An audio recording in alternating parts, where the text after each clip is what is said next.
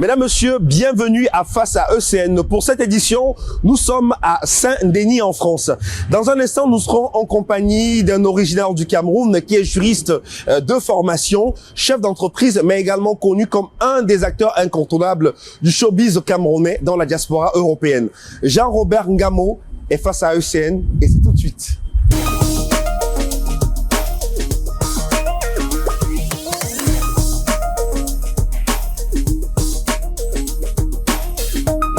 Jean-Robert Ngamo, merci à vous d'être sur le plateau de Face à ECN. Comment allez-vous?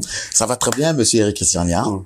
Alors, je l'ai dit à l'entame de cette émission, vous êtes en France depuis 1992. Absolument, 1er octobre. 1er octobre 1992. C'est quand même une date qui est chargée d'histoire en ce qui concerne le Cameroun. Ben, absolument. On était en plein dans la tourmente multi-partiste du Cameroun.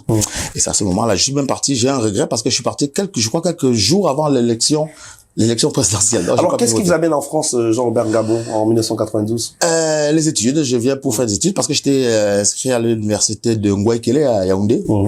Et avec les troubles là, mes parents trouvaient que, surtout que j'étais un peu impliqué, comme il faut le dire, on trouvait que c'était pas un environnement sécurisant pour moi, qu'il fallait que je vole sur d'autres cieux. Donc, du coup, comme ma grande sœur était installée en France depuis déjà 1986, ils ont décidé de m'envoyer la rejoindre pour poursuivre mes études de droit. Et c'est l'université de Reims qui vous accueille? Absolument. Vous êtes juriste de formation? Absolument.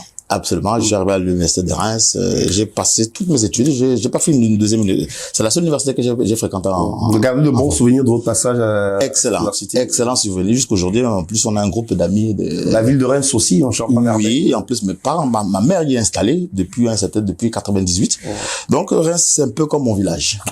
Alors, aujourd'hui, donc, juriste de formation au quotidien, toutes ces connaissances engrangées à l'université, vous les mettez aussi au service des personnes nécessiteuses. On sait que vous êtes très engagé aussi à l'aide aux bénévoles, à la régularisation des sans-papiers. Absolument, je le fais de façon bénévole. Je le fais de façon bénévole parce que j'ai constaté quand même qu'il y avait ce grand souci administratif qu'avaient la plupart des Africains ici là, qui ne savaient pas trop quelle démarche ils pouvaient faire pour pouvoir obtenir un titre de séjour. Donc, je me suis engagé. C'est aussi ma façon à moi d'être utile à la communauté africaine. Donc, je me suis engagé à monter les dossiers, à défendre les dossiers pour régulariser. Jusqu'à un certain moment, quand même, le taux de réussite était très élevé.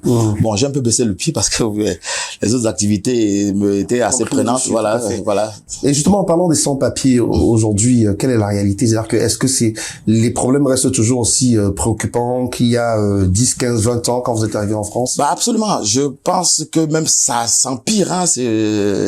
Vu qu'avant, on était confronté plutôt à des gens qui venaient en Europe par des voies plutôt légales.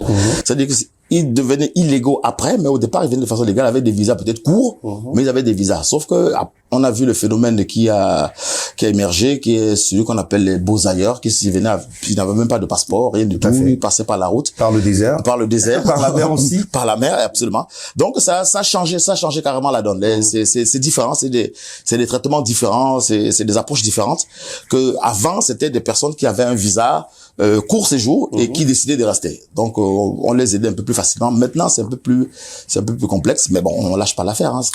Alors, toujours en tant que juriste, on n'oublie pas les conseils stratégiques et juridiques que vous apportez aux entreprises en difficulté.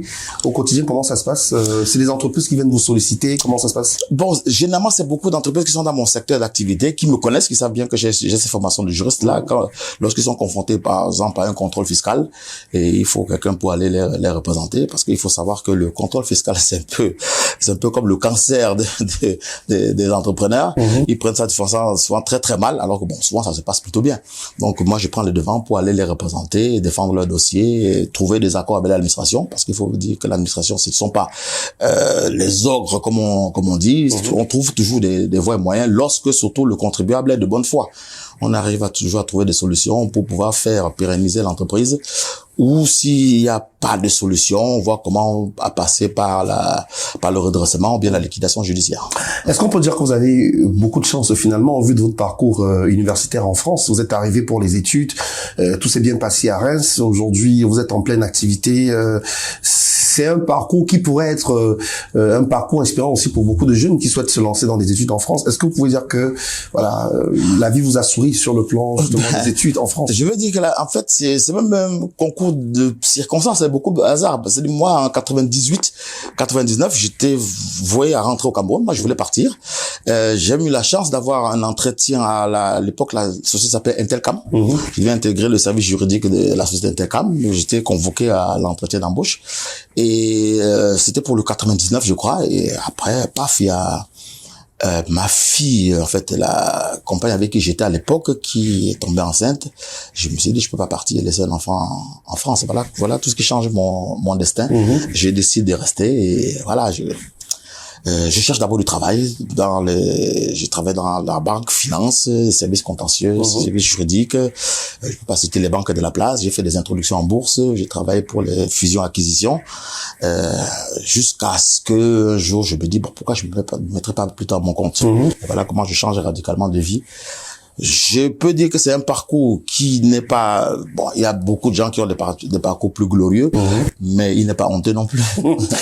Alors, quelle aurait été la plus grande difficulté, Jean-Robert Ngamo? C'est-à-dire qu'au moment de s'intégrer aussi dans cette société française qui parfois ne fait pas beaucoup de cadeaux aux Africains. Moi, j'ai des difficultés plutôt pour les jobs d'été. J'ai eu des difficultés pour les jobs d'été et ce n'est pas parce que on parlait de racisme. Non, c'était pas ça. C'est juste parce que ces boulots, c'est des boulots physiques. Et comme je ne suis pas quelqu'un de très physique, c'était dans la région de Reims, c'était les vendanges, la récolte du raisin. C'est ça qui donnait plus de travail, donc je pouvais pas le faire. Mais lorsque je me suis mis vraiment sur le marché du travail en 97, j'ai pas eu beaucoup de difficultés parce que je crois que c'est la seule période en France où il y a eu vraiment le plein emploi. Avec Lionel Jospin comme Premier ministre, c'est à cette période-là, il y avait vraiment le plein emploi, ce qui fait que les juristes ont cette capacité-là, ils ont cet atout-là, c'est qu'ils sont spécialistes en rien, mais ils ont une idée sur tout. Ce qui fait que lorsque les financiers étaient sollicités par les grandes entreprises, pour les remplacer dans les petites et moyennes, on appelait les juristes, parce qu'on s'adaptait rapidement. Ce qui fait que j'ai eu la chance de travailler dans plusieurs sociétés, alors qu'au départ, j'étais pas spécialiste de ce que j'allais faire, mais je trouvais du boulot. Ce qui fait que j'ai pas eu beaucoup de problèmes dans ce niveau-là. Alors, je veux peut-être qu'on parle de votre handicap, hein.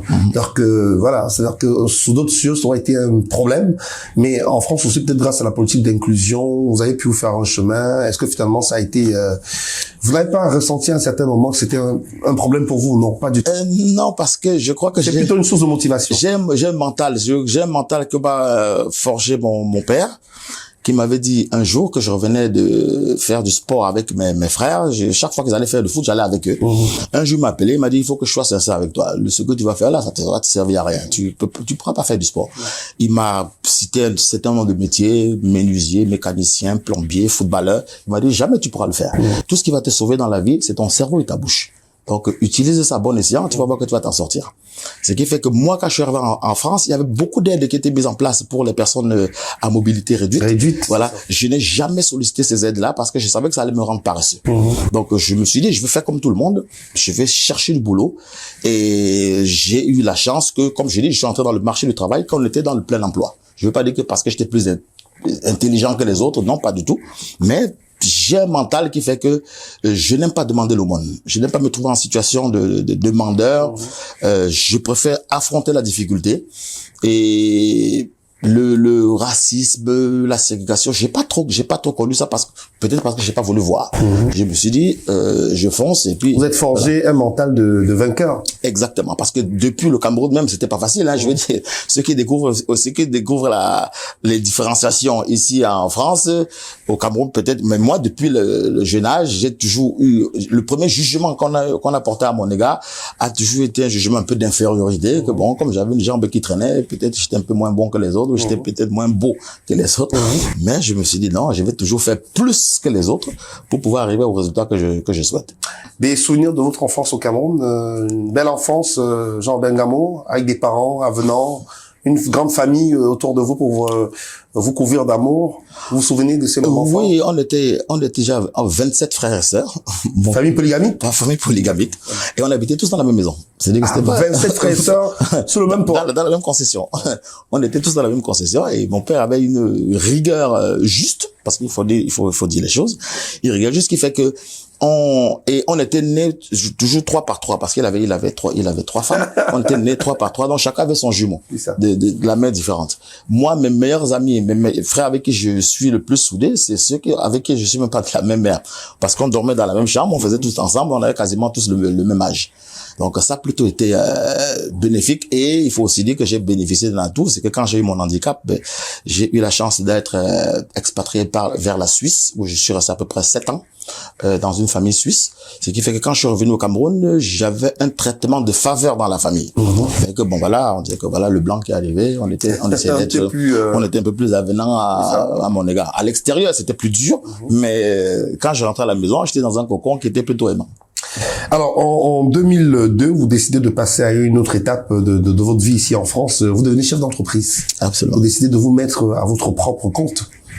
Tout à fait. En fait, ça part aussi de quelque chose de complètement hasardeux.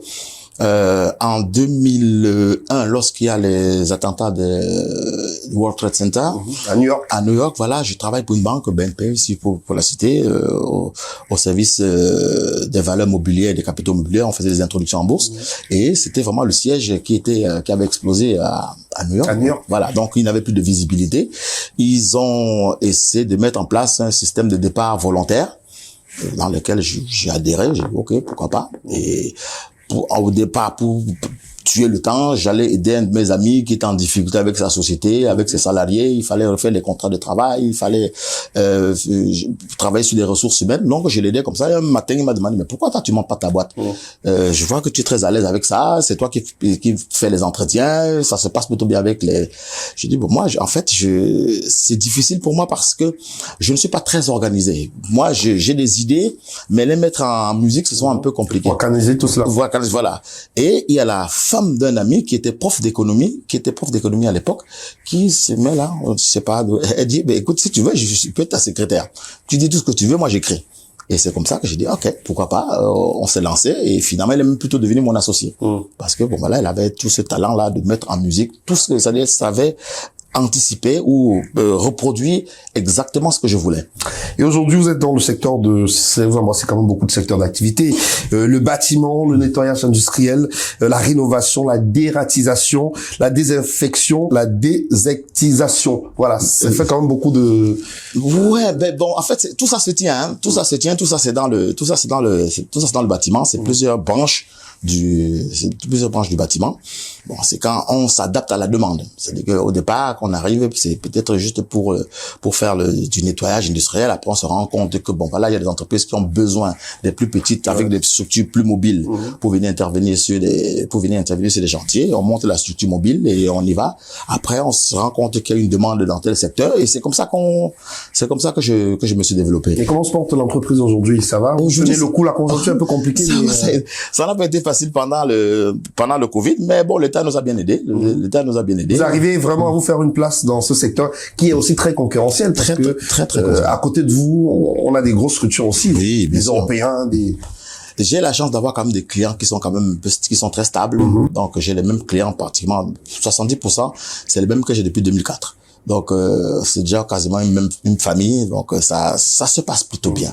49 employés permanents, jusqu'à 80 personnes en contrat court. C'est quand même énorme, hein. Ouais, bon, il faut savoir que bon, peut-être parmi les privilégiés aussi, finalement, comme chef d'entreprise. Non, pas du tout. Dans votre secteur. J'ai des confrères qui sont à 200, 300 personnes, hein. Il faut savoir quand même que le secteur du bâtiment, c'est un secteur qui utilise beaucoup de main d'œuvre. C'est-à-dire que si c'était dans le secteur informatique à 49 employés dans l'informatique, tu payes l'impôt sur la fortune. Mais dans le secteur du bâtiment, c'est un peu moins, parce que bon voilà, c'est beaucoup d'ouvriers qualifiés.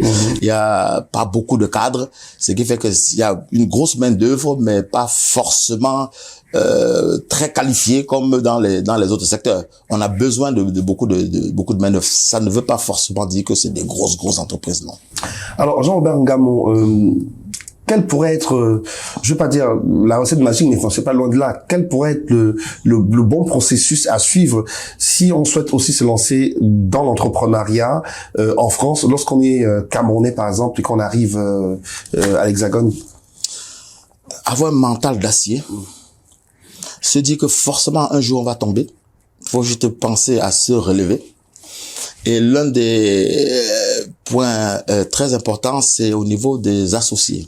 Avant de s'associer à quelqu'un, il faut être sûr de la personne, il faut être sûr de soi aussi. Je dis toujours, dites-vous tout ce qui fâche avant de signer le moindre document. Comme ça, si ça passe, après vous irez loin. J'ai la même associée depuis 20 ans. Quand même. Ouais, parce que on s'est tout dit dès le départ, même au niveau des égos, que moi, quand je veux parler à mes gens, je vais dire que c'est moi le patron. Quand toi tu parles à tes gens, tu dis que c'est toi la patronne. Comme ça, moi, on n'a pas de problème qui est patron de qui.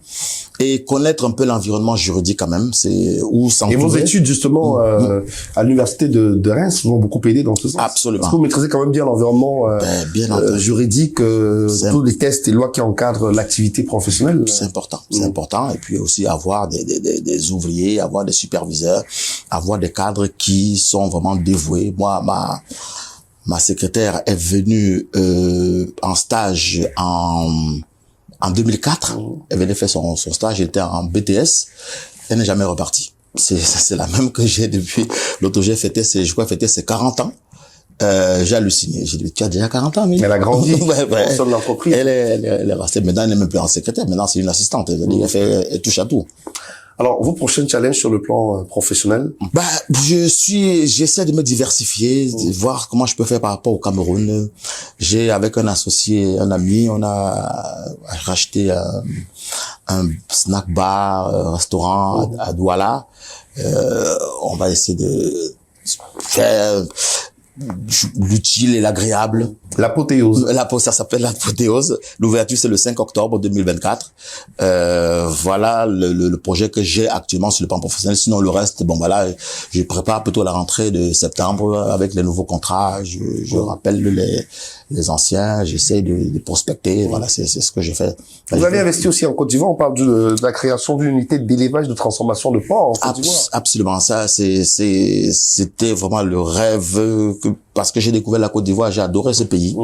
J'ai découvert la Côte d'Ivoire en 2018, je connaissais pas du tout. Donc la première fois que j'y vais, je trouve un pays qui me faisait penser au Cameroun des années 80, ou un pays dans lequel 1 + 1 est égal encore à 2. Donc sincèrement, je me suis dit pourquoi pas faire quelque chose là-bas. J'ai essayé dans l'immobilier, mais j'ai trouvé que c'était quand même des structures très lourdes et qui devaient mobiliser beaucoup de fonds.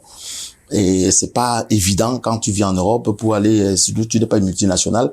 Donc je me suis dit pourquoi pas développer quelque chose petit à petit. Donc j'ai trouvé un associé là-bas parce que j'aime pas travailler seul. J'aime toujours travailler avec quelqu'un qui est sur le terrain, qui sait de quoi on parle.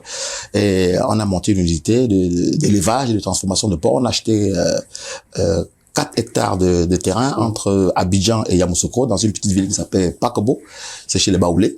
Et des gens vraiment d'une courtoisie, d'une honnêteté, d'une gentillesse incroyable. On s'est serré la main, ils ont dit voilà et tout. Et puis les papiers sont venus après. Mais ils étaient déjà d'accord sur tout. Ils nous ont fait confiance. Et pour l'instant, il y a même pas 2 semaines que les premiers animaux, les premières bêtes sont entrées dans le, je sais pas si on peut appeler ça le cheptel. Et on a pour ambition de faire plutôt du bio. Donc, les 4 hectares, on va les laisser en pleine nature. Ils auront quand même des endroits pour se couvrir lorsqu'il pleut. Mais ils vont manger ce qu'ils vont trouver là. Et puis voilà, au départ, on va commencer par la vente directe. Et après, la transformation, saucisses, tout ce machin. Peut-être l'exportation aussi vers l'Europe, pourquoi pas? Pourquoi pas? Ouais, en tout cas, c'est tout le mal qu'on vous souhaite. On va rester en Côte d'Ivoire, justement, à Jean-Robert Ngamou, avec un artiste que vous affectionnez particulièrement, peut-être parce que les textes qu'il développe semblent, donc se rapprocher de votre histoire personnelle. C'est Kérosène qu'on regarde dans cet extrait donc d'une de ses prestations lors de l'apothéose. On se retrouve juste après.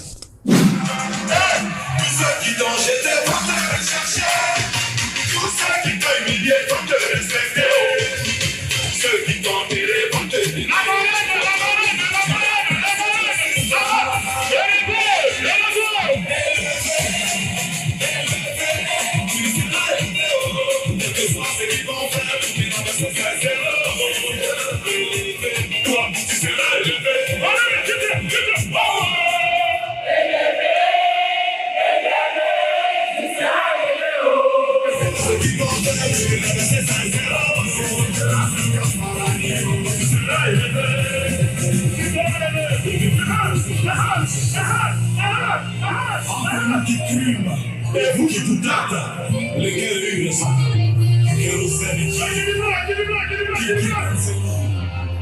mon lavé. Souvent les gens c'était des hommes de fait tellement mal que tu n'as même plus envie d'aider quelqu'un. Pendant que tu fais c'est pour que le monde y avance. Il faut que tu tombes, mais toi tu dois les ignorer. S'il faut pas entrer de tout d'arriver. Ta mission si c'était tu gardes tracé. Le même il va le comprendre. Papa sans discours qui t'ont jeté pour te chercher. Ils vont plaindre tous ceux qui t'ont humilié pour te respecter. Tous ceux qui t'ont enterré vont te déterrer. Chansons, parce que la grâce est une suite.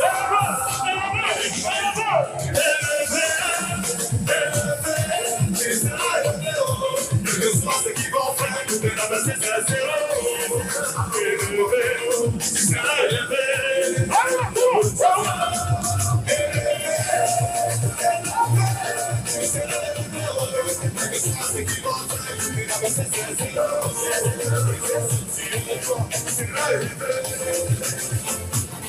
Kevin Staten. Président docteur vous la méritez. Applaudissons pour le docteur, applaudissons pour le docteur. Champion de Magali. Docteur Raoul depuis le Cameroun. Ils ont essayé de passer. Didier Topé, dans les châteaux, Naïs Okoro. Tanis dans la bière de luxe.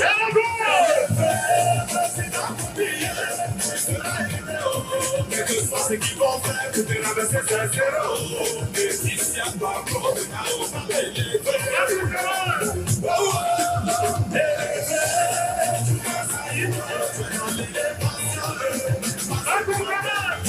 Et puis voici, qui veut savoir, sera élevé.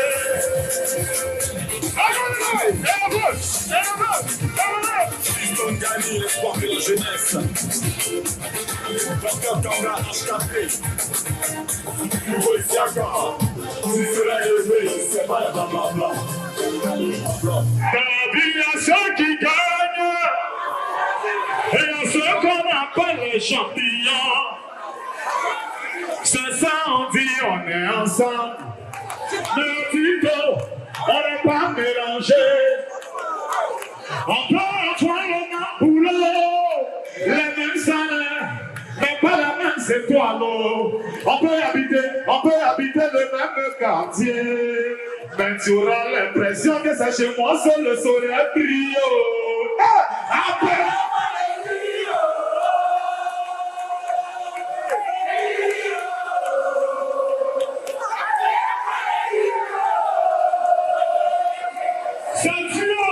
encore du bruit pour l'applaudir, s'il vous plaît.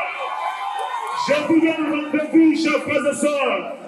Je vous donne rendez-vous le 12 juillet 2025 au Zénith. Je vous donne rendez-vous le 12 juillet 2025 au Zénith de Paris. Je sais et j'ai confiance en vous, vous serez là. Retour face à ECN, Jean-Robert Gamon, donc notre invité. Là, on vient de regarder Kérosène. Ça vous a fait beaucoup de bien. Oui. C'est l'apothéose. Oui. Et j'ai toujours aimé les chansons de ces gars. J'aime bien les gens qui chantent l'espoir, qui donnent l'espoir aux gens, pas les lamentations que tout va mal, tout.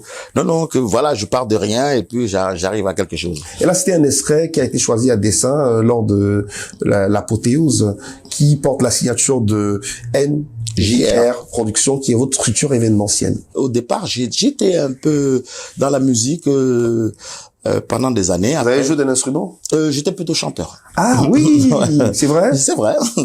Au Cameroun d'abord? Au Cameroun, j'ai fait des cabarets. C'est vrai? Oui, bien sûr, des chanteurs comme Papa Zoé sont mes collègues. On a traîné, et puis Koum, on a traîné dans les cabarets. Votre répertoire, alors vous, non, plutôt interprétation. Et après, quand je suis arrivé à Reims, on a monté un groupe de reggae. Wow. Où on composait nos chansons, là. Le groupe s'appelait Chicken Rice. D'accord. On était très connus à Reims. On a même sorti un album qui s'est vendu à 1000 exemplaires. Bon, pour dire que, bon, dans la région, hein, c'est... Bien sûr, tout à fait. Après, j'ai arrêté quand elle est née ma fille, et pendant pratiquement 7 ans, j'avais tout coupé avec la musique. Et lorsque je suis allé chez le médecin, je crois que c'était une visite obligatoire parce que on voulait faire je devais faire l'acquisition de ma maison, ma résidence principale, et il fallait passer pour les crédits, il fallait passer par les médecins. Et un mec qui m'a dit, voilà, tu as de la tension et tout. Et je trouve que c'est pas une tension naturelle. C'est comme si tu es un peu taciturne, tu es trop concentré, tu es trop renfermé. Qu'est-ce qui se passe? J'ai dit, non, moi ça va, je me trouve... Il m'a dit, avant, qu'est-ce que tu faisais? Tu as pas de loisirs? Il m'a dit, j'adorais la musique, j'adorais faire la musique, mais j'ai tout arrêté de jouer au lendemain quand ma fille est née. Il m'a dit, si j'ai un concert de nez, replonge. Vas-y, ça va te faire du bien. Et voilà comment j'ai recontacté les amis que je voyais pas depuis. Et il s'est avéré qu'il y avait un jeune chanteur qui venait de sortir un album qui marchait plutôt bien. Je danse, tu danses, s'appelait Philippe Miloko. On nous a présenté, on a discuté toute la soirée. J'ai dit, qu'est-ce que je peux faire? Tu penses qu'on peut faire quoi? Il m'a dit, voilà, je suis en train de préparer un prochain album. Si tu peux m'aider à le produire, pourquoi pas?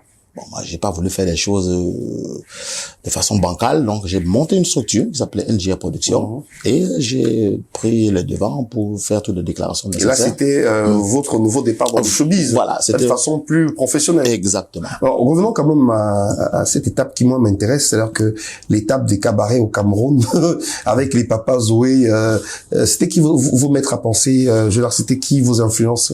Ben, écoute, on avait quand même des influences assez diverses, hein. Moi, j'étais, comment dire, j'aimais beaucoup les chanteurs de zouk à l'époque, qui nous donnaient vraiment beaucoup d'émotions. Parce Kassav, que, voilà, Kassav, après Guilou, après Mario, des trucs comme ça, des chanteurs comme ça. Même bien avant aussi, il y a eu comme Dinabel, qui nous a beaucoup inspiré, Bendeka, toute cette ancienne génération-là. Il y avait un groupe, en fait, il y avait une société pétrolière à l'époque, maintenant c'est Total, avant c'était Elf, c'était la Elf, et qui avait un orchestre, et j'étais le chanteur principal du groupe de la Elf. Après, même quand j'arrive à l'université de Yaoundé, je passe les tests, je suis désigné meilleur chanteur de Yaoundé Université. Le célèbre Youm qui a vu passer des vedettes de la musique camerounaise, beaucoup sont passés par le Youm. Exactement, moi je suis quand même curieux, Jean Bengamon, je vais peut-être vous demander de nous faire un a cappella. Ah, ça je voulais, ça fait tellement longtemps que... Un a cappella d'un de vos artistes préférés. Ça fait tellement longtemps que je ça fait tellement longtemps. Vous avez décidé de vous lancer, mais vraiment, du côté, on va dire quoi, du côté bise un peu de l'affaire. Voilà, exactement. Parce qu'après, c'est un peu le show. Parce que, voilà, le show, j'ai laissé, c'est-à-dire en 80, j'ai raté le dernier concert que j'ai donné, c'était en 96. Après, bon, quand je suis revenu en 2007 jusqu'en 98 quand même, j'ai commencé. Après ça, j'ai commencé quand même à produire. Je me suis dit, bon. Vous avez produit Philippe Miloko. Voilà, Philippe Miloko. Après, j'ai reproduit, parce qu'il y a eu un premier producteur de Papa Zoé, et après, il est venu en France, il fallait ressortir ça en CD. Donc, c'est moi qui l'ai fait.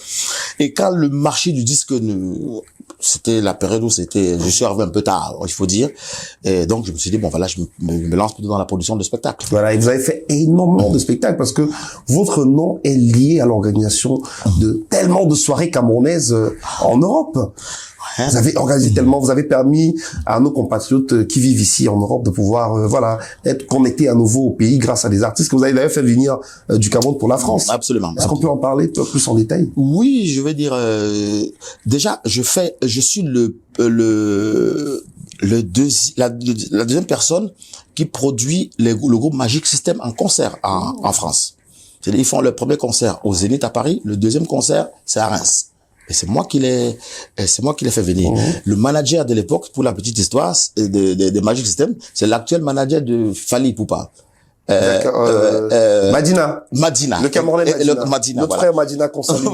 Voilà. Donc, c'est Madina qui est mon interlocuteur pour ce concert-là. Il était avec un ami aussi un collègue qui s'appelait Bernard. Ils étaient deux. Ils sont venus à Reims. Ils ont passé 2 jours là-bas. Ils ont fait un super concert avec le Magic System. Donc, pour dire, ça fait quand même un bon bout que je suis dans beaucoup de concepts, nuit de l'élégance, de la mignoncité, vous avez lancé plein de concepts. Voilà, on a 2011, le premier concert avec un associé.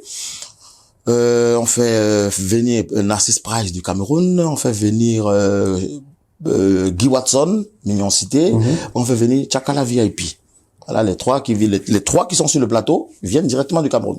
C'est-à-dire qu'en plus, c'est un risque parce que si on leur faisait le visa, il n'y avait pas, de On a eu l'impression que vous avez vendu du ventre. Exactement. Donc, la chance fait que bon, les dossiers aussi étaient en béton parce que je prenais vraiment mon temps pour monter les dossiers. Après, l'année d'après, c'est les P-Koum qui sont produits avec, Evalence Noah, aussi elle est aussi l'arrivée du Cameroun. Et puis mathématiques de petits pays. Voilà, c'est pour l'année. Après, il y a un jeune Carlos K. Je suis en vacances au Cameroun. J'entends partout dans les bars, papa vient donner. Je dis, mais c'est qui? Je dis, c'est qui ce mec? Tout à fait. Je dis que tout le monde est en train de chanter. Je dis, est-ce que je peux le voir? On organise un rendez-vous avec lui. Il vient me trouver là où je suis logé. Je lui demande, est-ce que tu as déjà un manager, machin tout? Il me dit non, pour l'instant, il n'y a personne. Je dis, bah, écoute, ce qu'on va faire, on va faire un contrat là tout de suite. L'année prochaine, je te fais venir en France, tu viens chanter. Il me dit, c'est vrai? Je dis, c'est vrai. Je dis, bon, comment on sait jamais ce qui se passe? On va aller légaliser ce qu'on s'est dit là, dans un commissariat. On est parti, on a légalisé, il a tout signé, on s'est arrangé sur le cachet. Et l'année d'après, il était à Paris. C'était un spectacle phénoménal. Est-ce que vous êtes fier de ce que vous avez apporté dans le showbiz camerounais ici à Paris? Parce que vous êtes quand même un des acteurs incontournables. Écoutez, moi, est-ce que, avec du recul, est-ce que s'il fallait reprendre, vous n'aurez pas hésité? Oui, non, ça c'est sûr que je veux pas hésiter. Ça c'est sûr que s'il fallait refaire, j'allais refaire. Mais maintenant, c'est plutôt les autres qui vont se dire, qui vont dire si j'ai eu un impact positif dans le Mais quelle est votre plus grande fierté en tant qu'acteur du showbiz camerounais dans la diaspora? Moi, je pense que c'est avoir fait venir Guy Watson Mignon Cité, parce que c'était vraiment un musicien improbable. C'est-à-dire que lui-même, il a été surpris par son succès. Il aurait pu sombrer dans ses plantations à Djombe. C'est pas méchant ce qu'on dit. Et on le salue d'ailleurs, il nous regarde. Et je l'ai fait venir, et j'en ai fait pas seulement musicien, mais aussi un homme. C'est-à-dire que il a gagné de l'argent, il a investi de l'argent, il s'est installé en France, il n'est pas c'est-à-dire que c'est quelqu'un qui est bien rangé, qui fait des bonnes affaires au Cameroun. Beaucoup de gens ne le savent pas, mais honnêtement, il a su comment placer son argent. Je suis vraiment fier de lui. C'est-à-dire que pour ça, et en plus, à un moment, il a eu un problème avec son premier producteur, Raymond Tchengan. Voilà, ça se passait super mal. J'ai dû intervenir, même la justice et tout ça. Bon, finalement, on a trouvé un accord pour ne pas passer au tribunal. Et je l'ai libéré parce qu'il trouvait qu'il était trop serré dans ce contrat-là. Donc, je l'ai libéré de ce contrat. Et jusqu'aujourd'hui, il est quand même toujours reconnaissant. Je veux dire, il peut pas faire une semaine sans m'appeler. Alors, lui, il est reconnaissant. Mais est-ce que d'une manière générale, les artistes que vous avez eu à produire sont reconnaissants? Est-ce qu'on va avoir l'ascenseur aujourd'hui? Parce que ça fait quand même des années que vous évoluez dans cet univers-là. Vous avez carrément mis sur pied une structure événementielle pour accompagner des artistes. Vous en avez fait venir en France aussi. D'une manière générale, est-ce qu'on vous renvoie l'ascenseur, Jean-Bernard? En fait, pour répondre à cette question, je dirais que le jour où je vais me plaindre de l'ingratitude des uns ou des autres, ça veut dire que j'aurais échoué. Tant que je suis devant, ça me pose pas de problème. Je fais mon travail. Je me dis que voilà, ça a été un moment, s'il n'était pas bon, j'aurais pas pris. Faut pas aussi penser que je l'ai fait par altruisme ou dans le bénévolat. C'est parce que je faisais aussi du business. Absolument. Voilà, c'était la bonne personne au bon moment. C'est pour ça que je l'ai choisi. Donc, je ne suis pas trop dans ces lamentations. Dès que tel me renvoie par l'ascenseur, non, honnêtement. Pour l'instant, je suis encore en plein dans mes projets. Je suis encore en train de viser la Lune. C'est-à-dire, pour l'instant, Vous êtes vous situé à quel niveau si vous visez la Lune en ce moment? J'ai pas encore atteint les étoiles. Mais pourtant, tout le monde parle de l'apothéose qui a été un succès phénoménal, voilà, donc, on parle de 3000 personnes réunies en une seule salle. Oui, mais je veux dire, pour les Camerounais, c'est extraordinaire. Mais pour moi, non. Parce que je ne regarde pas les Camerounais, je regarde les Maliens, je regarde les Sénégalais. Ils font Bercy, 19 000 personnes qui sont là tous debout en train de danser. C'est ça que j'ai envie de faire. Je veux dire, 3000... N'ayez pas le triomphe modeste non plus, parce que 3000 personnes réunies dans une salle... c'est beaucoup. Comment on peut expliquer cette réussite, Jean-Robert Ngabon? C'est un challenge parce que ça faisait quelques années que je faisais plus de soirées pour moi-même. Et je me suis dit, ça tourne en rond. Je trouvais qu'on faisait toujours les mêmes choses. Les gens se contentaient de faire 100 personnes, 80 personnes et crier succès total. Honnêtement, ça m'énervait. Je dis, mais donc Vous avez fait à guichet fermé? Ah oui, bien sûr. Il n'y avait plus rien là. Non, tout était fini. Au départ, c'était prévu pour 2000, hein. Au départ, moi, mon objectif, c'était 2000 personnes. Mais dans les 2 dernières semaines, ça a explosé. Les comptes ont explosé, ça partait dans tous les sens. Parce que je m'étais donné un objectif que je ne peux pas faire de soirée de 150, 200 personnes, non.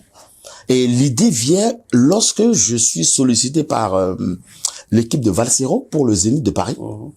Et je sens que j'ai une capacité de mobilisation. Je sens que je peux faire. D'ailleurs, on vous appelle le remplisseur. Absolument. Voilà. Après, c'est un nom qui vous colle à la peau. Voilà. Donc, maintenant, les artistes m'appelaient pour venir remplir la salle. J'ai travaillé aussi avec Lady Ponce à l'Olympia.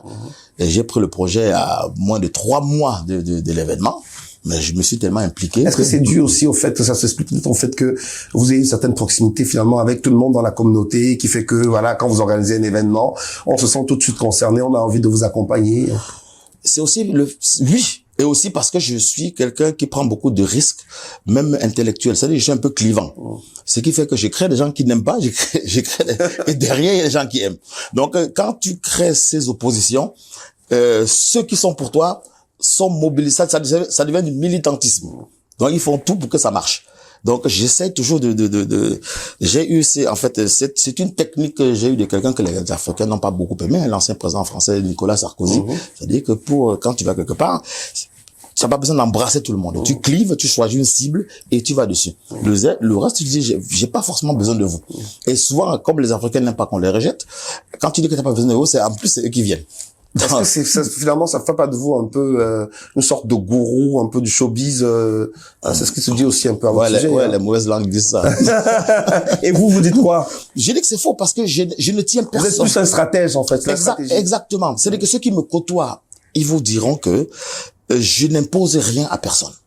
C'est-à-dire que même quand je mets mon équipe de campagne pour l'apothéose, je leur dis, vous avez un seul objectif. Remplir la salle. Le reste, les moyens que vous utilisez, tant qu'ils sont légaux, ça me va. Je vais pas être tous les jours en vous disant, à vous dire que faites comme ça. Non, je laisse la liberté à chacun de faire. Et même ceux qui m'entourent, je dis pas, tu vas pas marcher avec tel, tu vas pas parler avec tel. Il y a telle sorte de dictateur dans l'univers du showbiz dans la diaspora. Je suis, en fait, j'ai un problème avec la médiocrité. Si je perds mes nerfs, ça veut dire parce que je suis face à des médiocres qui souvent ne sont pas au courant qu'ils sont médiocres. Et qui pensent qu'ils sont très futés. Là, ça m'énerve. Mais si tu ne sais pas, tu vas apprendre. Honnêtement, j'ai la patience pour te faire apprendre. Et quel est justement le regard que vous avez sur toutes ces soirées camerounaises qui sont organisées au niveau de la diaspora? Parce que vu du Cameroun, on a l'impression que c'est la fête ici en permanence. Qu'est-ce que vous pensez de toutes ces soirées qui sont organisées? Il y a tellement de concepts de soirées. Dans pratiquement toutes les villes européennes aujourd'hui, on a au moins 1 ou 2 Camerounais qui organisent des soirées. Et à Paris, c'est extraordinaire. C'est pratiquement toutes les semaines, on a 2, 3, 4 événements comme ça, parfois qui se tamponnent. Quelle est la lecture que vous faites un peu de cette situation, Jean Bengam? Je veux peut-être me faire des ennemis, mais bon, je vais dire. Vous êtes face à FCN. Ouais, c'est du divertissement, mais je trouve que ça devient du gros n'importe quoi. C'est-à-dire que maintenant, on loue une salle, on met 100 personnes, on crie succès total, alors qu'on est endetté jusqu'au cou, on est parti prêter l'argent dans les réunions, le lendemain, on ne peut plus, c'est-à-dire on a des ennemis partout parce qu'on a piqué l'argent, on n'a pas payé les prestataires. On n'a pas payé les prestataires qui partent avec le matériel et tout. Non, je trouve que c'est devenu un peu n'importe quoi. Moi, je suis venu avec l'apothéose pour dire on peut faire mieux, on peut faire plus, on peut faire bien. Sauf que je pensais que les anciens auraient adhéré. Je serais dit enfin voilà encore un de nos gars qui va montrer aux jeunes comment on fait. Mais ça j'ai l'impression que ça plutôt créer l'effet inverse, plutôt de la jalousie, ils sont énervés. Quand je dis que j'ai fait 3000 personnes, ils ont envie de se suicider. Je sais pas pourquoi. Alors, on a peut-être le sentiment aussi que, en observant bien la scène showbiz du Camerounais au niveau de la diaspora, que malheureusement aujourd'hui il y a beaucoup on parlait tout à l'heure de clivage, il y a beaucoup de camps, il y a beaucoup de, vous parliez tout à l'heure de l'ancienne génération, il y a la nouvelle génération, il y a beaucoup de soirées à base ethnique aussi, et tout ça. Ouais. Finalement, c'est un peu compliqué. Ça devient même pour la cohésion même nationale. Parce que l'idée aussi, une fois qu'on est sorti du territoire national, c'est de parler quand un seul nom, le nom du Cameroun. Mais on n'a pas ce sentiment-là quand on observe un peu les attitudes des uns et des autres au niveau de l'organisation des soirées au niveau de la diaspora. On a l'impression que vous faites la guerre même, carrément. Absolument. Ça devient même dangereux. Parce que maintenant, il y a même des groupes de promoteurs qui s'estampillent d'une région pour combattre d'autres. Je trouve que c'est vraiment dommage. J'ai essayé de faire la nuit de l'élégance et des traditions. pour brasser toutes les traditions camerounaises et même africaines, pour dire que nous sommes tous ensemble. Mais certains ont voulu transformer ça en une soirée bamiliquée. Je dis, j'ai pas honte d'être bamiliqué, je suis plutôt fier et très heureux d'être bamiliqué. Mais c'était pas le but. Je veux dire, le but était de fédérer toutes les régions du Cameroun pour qu'on se retrouve chacun avec son vêtement traditionnel ou même emprunté à une autre région pour faire tout ce brassage-là. Mais il y a tellement de rivalité que chacun veut être le meilleur. Mais c'est bien. Il y a une guerre de leadership dans le showbiz. Il y a une grande guerre de leadership. Sauf que, il faut reconnaître aussi quand quelqu'un vous dépasse. Je dis, si quelqu'un vient dire je suis numéro 1, tu vois les chiffres, oui, d'accord, tu acceptes. Mais tu peux pas dire que non, tu n'es pas numéro 1 alors que toi tu fais 300 personnes. Pour l'instant, vous êtes le numéro? Là, je suis numéro 1. Je veux dire, il y a pas de, je précise bien, en soirée dansante.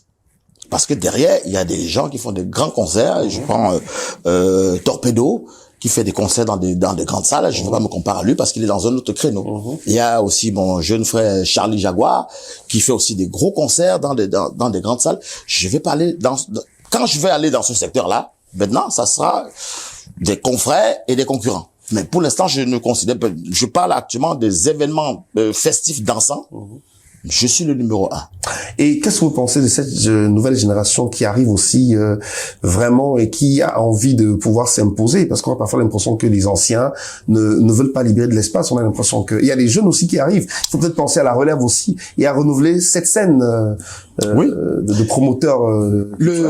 Le problème que j'ai avec la nouvelle génération, c'est qu'elle se contente de peu. Elle n'ose pas. Elle veut calquer les mêmes erreurs qu'ont fait leurs aînés. Alors que peuvent avoir un peu plus d'ambition. Je dis, si tu veux faire un événement festif, tu fais 1 an de promotion. Pendant 1 an, tu parles de ça tous les jours pour réunir 200 personnes. Je dis, mais ça n'a pas de sens. Je dis, c'est-à-dire que tu bloques ta vie pendant 1 an parce que à la limite, tu vous retrouves à 150. Je dis, non. Il faut faire des choses qui vont attirer le spectacle. L'événement dansant, les soirées, c'est une rencontre entre un promoteur, les artistes et le public. Si tu as le promoteur, tu as l'artiste, tu as pas le public, il y a quelque chose, il y a quelque chose qui va pas. Voilà. Donc, il faudrait qu'ils comprennent que le but, ce n'est pas de faire venir les copains, les amis, faire comme une tontine familiale ou bien une réunion familiale. C'est d'organiser une grande soirée. Moi, ma fierté le 11 mai, c'est que quand j'ai pu sortir, j'ai fait un tour de table, j'ai essayé de jeter un coup d'œil, je ne connaissais pratiquement personne dans la salle. J'ai dit, voilà ce qu'on appelle, si c'est que des potes qui sont venus. C'est pas d'organiser une soirée, on n'a que des personnes. Il y a que des amis qui sont venus, voilà, je suis venu te soutenir, je suis venu. Non, pour moi, ça n'a pas d'intérêt. Ça ressemble plus à une tontine. Ça ressemble plus à une tontine, une réunion familiale. Ça n'a pas d'intérêt. Donc, c'est pour ça que, pour moi, il faut aller chercher. Il y a actuellement, parce que moi, avant de me lancer, j'ai essayé de faire des petites statistiques, il y a actuellement à peu près environ 80 000 personnes en Île-de-France en âge de sortir, qui peuvent aller dans une soirée. C'est eux qu'il faut aller chercher. Mais pas toujours les mêmes personnes. Que j'étais là, c'est-à-dire que maintenant c'est devenu comme un marathon. On était à Francfort, après on est parti à Karlsruhe, après on est parti à Bilbao, après on est parti à Madrid, après on était à Paris. Les mêmes personnes. Je dis déjà, financièrement pour eux, c'est épuisant. C'est pesant. Et souvent ces personnes ne sont même pas des véritables clients. Ce sont aussi des promoteurs qui partent en fait payer leur tontine. Comme ils sont partis à Madrid, il faudrait que Madrid aille aussi chez eux. Moi, j'ai dit non à ça. Moi, j'ai dit non. Vous êtes venus, ceux qui sont venus, c'est bien, c'est gentil. Mais je ne viendrai pas chez vous parce que vous êtes venus chez moi. Alors, l'avenir du showbiz camerounais au niveau de la diaspora, comment vous projetez l'avenir? Est-ce que ça va être toujours les clashs, les rivalités? Et quel est le message que vous passez aussi vraiment à d'autres acteurs du secteur du showbiz? Qu'est-ce que vous leur dites aussi? Moi, je pense qu'il faudrait qu'on revienne aux fondamentaux. Show business. Il faudrait qu'on arrête de faire juste pour se faire voir. Qu'on arrête d'hypothéquer la famille, les amis, les enfants, parce qu'on va organiser une soirée. Qu'on fasse quelque chose avec un plan bien établi pour pouvoir gagner un petit peu d'argent. Au moins ne pas en perdre. Parce que ça rapporte finalement. Bien sûr que ça rapporte. Quand c'est bien organisé. Quand c'est bien organisé. Ça rapporte beaucoup même. Quand c'est bien organisé. Jean-Robert Ngamo face à ECN. Je propose qu'on regarde, voilà, un petit extrait du spectacle La Grande Soirée Dansante, l'apothéose. C'était un moment magique. Voici une petite compilation avec, bien sûr, il est sorti aux images. On se retrouve juste après.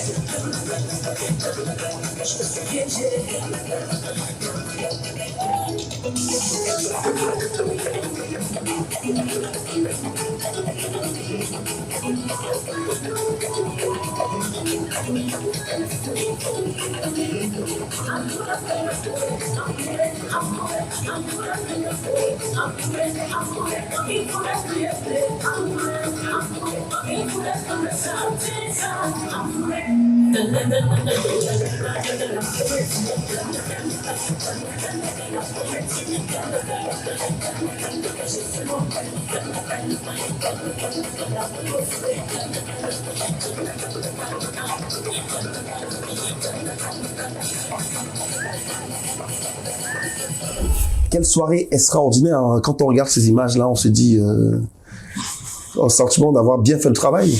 Ouais. Donner du plaisir. Oui, c'est ça, c'est ça, voir les gens rentrer avec le sourire. Bah, je pense que c'est ça. Au début, c'est vrai que comme toute œuvre, il y a rien qui est parfait. Il y a eu quelques revendications au départ parce qu'on a eu un petit problème à l'allumage dû au fait que j'avais un peu sous-estimé la clientèle. Je me suis dit qu'ils sont toujours en retard. Que bon, ils vont arriver à 23h, machin et tout. Alors que non, à 20h30. Mais pas sous-estimer votre capacité de mobilisation. Non. Parce que vous restez le remplisseur des salles. Exactement. Non, c'est plus, je me suis dit, ils vont arriver en retard. Alors que non, 20h30, ils étaient déjà devant les portes. Donc, on a ouvert et c'est vrai qu'il y a eu un petit problème à l'allumage, mais après tout est parti, après tout est rentré dans l'ordre. Moi, j'avais dit à mes équipes, pour remplir, ne vous faites pas de soucis. Je vais le faire. Maintenant, savoir comment on le reçoit. D'un point de vue purement privé, vous êtes évidemment père de famille.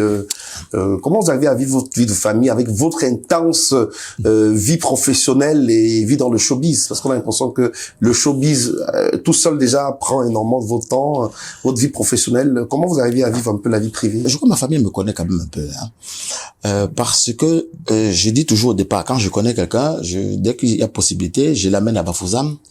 Je dis, bon, écoute, regarde, voilà la maison, la construction familiale. Mon père a fait 2 barrières supplémentaires. En fait, c'était pour m'empêcher de sortir. Mais j'arrivais toujours à sortir. Donc, j'ai dit, c'est qui si je veux toujours rentrer? Mais il faut me laisser faire. Je me sens à l'aise de lundi à jeudi. Je suis un père de famille, je peux me dire extraordinaire. Mais à partir de vendredi, c'est comme si on change mon logiciel. Que je suis obligé de me retrouver dans des activités plutôt ludiques, de showbiz. Bon, c'est aussi beaucoup de dialogue. Je pense, même mes enfants, ils savent. Mais justement, qu'est-ce qu'ils pensent un peu de cette surexposition médiatique? Parce que vous êtes très célèbre, Jean-Robert Ngamo. Vos enfants, on les connaît pas parce qu'ils sont dans l'ombre. Voilà, mais comment ils vivent un peu, toute cette starmania autour de leur papa, cette exposition médiatique? Ça les amuse beaucoup. Parfois, il y a des coups que vous recevez, parfois des coups que vous donnez. Comment ils vivent tout ça? Je fais tout pour qu'ils ne voient pas. Les coups donnés, j'essaie de faire qu'ils ne voient pas. Voilà, ils sont pas beaucoup dans les réseaux sociaux à part TikTok. Et ma fille m'a supplié de ne pas y aller. qu'elle ait au moins son espace à elle. Bon, j'y suis allé quelque temps parce que j'étais en promotion, il fallait que j'utilise quand même ce réseau, mais bon, je la laisse là-bas. Tout ce qui est Facebook, machin, Instagram, ils y sont pas. Donc, je leur envoie ce qu'ils peuvent voir. C'est-à-dire que lorsqu'il y a des images comme, par exemple, votre émission, je vais ils vont la regarder. On les salue d'ailleurs. Vous avez un petit message à passer à vos enfants, qu'est-ce que vous leur dites? Écoutez, que je vous aime. Faites-moi confiance. J'essaie toujours de faire le mieux que je peux pour vous rendre heureux. Voilà. Donc je leur donne toujours le bon côté des choses, mais en leur disant quand même que la vie n'est pas simple. Ils connaissent ma maxime que même lorsque je me leur reproche quelque chose, ils me la renvoient toujours en me disant, papa, la vie est un combat. C'est ce que je leur dis tout le temps. Donc ils savent que rien n'est simple, il faut aller chercher. J'ai interdit le mot racisme à la maison, que vous n'allez jamais revenir à la maison me dire que j'ai pas réussi ça parce que j'étais en face des racistes. Non. Si tu es le meilleur, tu pourras réussir. Toujours avoir ta place. Je veux dire, quand un Américain noir arrive en France, il est respecté. Parce qu'on sait qu'il a les moyens qu'il faut. C'est juste parce que l'Africain s'est collé avec pauvreté qu'on lui manque de respect. Tout est économique. Vous êtes un fils du Cameroun et justement, vous êtes regardé en ce moment au Cameroun. Vous faites partie de cette diaspora aussi qui fait bouger les choses. Un mot sur le pays, des projets sur le Cameroun aussi, votre terre natale. Le Cameroun, j'ai eu un double sentiment envers le Cameroun. Pendant un moment, j'ai été très fâché du Cameroun parce que je trouvais que rien ne bougeait. Je trouvais que les choses n'allaient pas. Un moment aussi, j'étais un peu fier parce que j'ai vu qu'il y avait des mobilisations pour essayer de faire bouger les choses. Maintenant, je suis plutôt attentiste. Je me dis, bon, je fais ma part, je fais mon job. Et puis, j'espère qu'un jour, tout le monde fera et qu'on arrivera à des jours meilleurs. Je fais ma part. Je veux dire, pour parler, parce que la question qu'on te pose, on va dire, bon, toi, tu te plains, qu'est-ce que tu as fait? Donc maintenant, pour être sûr de pouvoir répondre à la question, je dis, voilà ce que moi j'ai pu faire, voilà ce que j'ai pu faire. Parce qu'il est important aussi pour cette diaspora, c'est-à-dire que on ne reste pas dans sa zone de confort en Europe, on pense aussi à investir au pays. À prendre des risques. Tout à fait, on prend des risques. Voilà, j'ai une ferme, en fait, je suis en train de faire du poivre à Penja. Et en plus, pour la petite sauce, la personne qui me vend ça, c'est le papa de Guy Watson Mignon City. Ah, super. En reconnaissance de ce que j'ai pu faire par rapport à son fils, il me vend ça à un prix en plus très abordable. Et depuis là, j'ai commencé à faire de la culture de poivre. J'espère que d'ici l'année prochaine, je vais commencer à récolter. Je fais ma part. Et après l'apothéose? Au niveau, je me repose d'abord. J'observe, je vois. J'ai dit. Vous revenez après 2, 3, 4 ans. J'attends. Si un Camerounais bat mon record, je reviens. D'accord. Merci infiniment d'avoir accepté notre invitation, Jean-Robert Ngamo. Merci infiniment de vous être confié face à ECN. Ça a été un plaisir de vous avoir. Merci beaucoup, Eric Christian. C'était agréable. Voilà. Et merci de m'avoir fait sortir de ma zone de confort. J'ai dit des choses que souvent, je suis peut-être souvent mal à l'aise pour le dire, mais tu m'as mis tellement bien que voilà, j'ai répondu avec toute la sincérité possible. Merci infiniment, c'est face à ECN avec Jean-Robert Ngamo. Merci à Hilaire Sopi, l'édition Sopi Prod pour la logistique. C'était face à ECN. À très bientôt.